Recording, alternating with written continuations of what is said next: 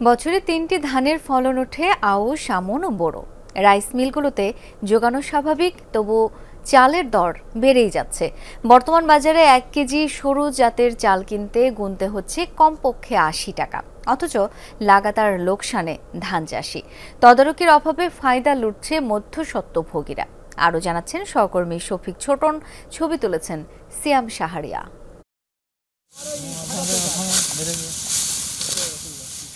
আউশের পাকা ফলন কেটে ঘরে তুলছেন নওগাঁর চাষিরা। মাত্র ১.৫ মাস আগে উঠেছে বোরো ধান।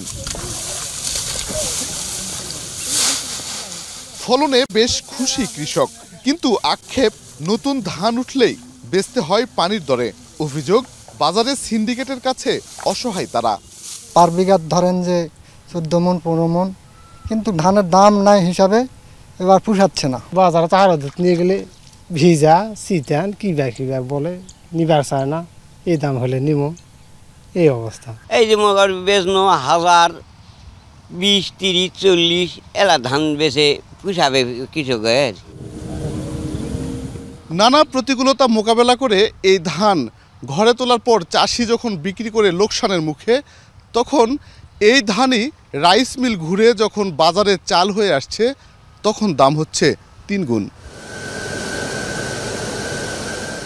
দেশে বছরে চালের উৎপাদন প্রায় ৪.৫ lakh metric ton.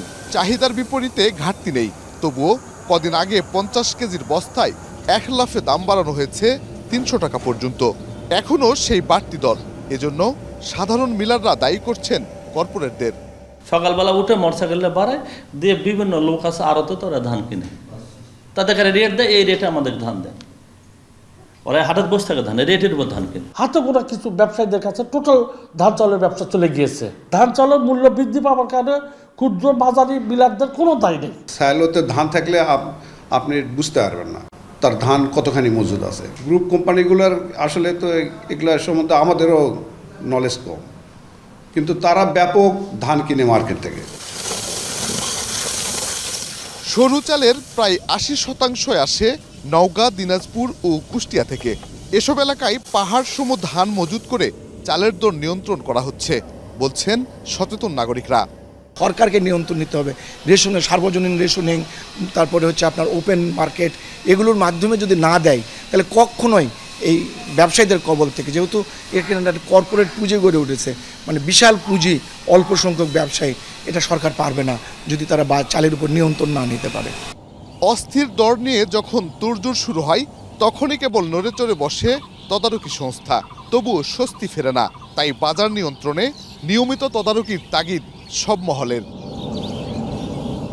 Shafiq Chhoton, Jamuna news, Naogaon.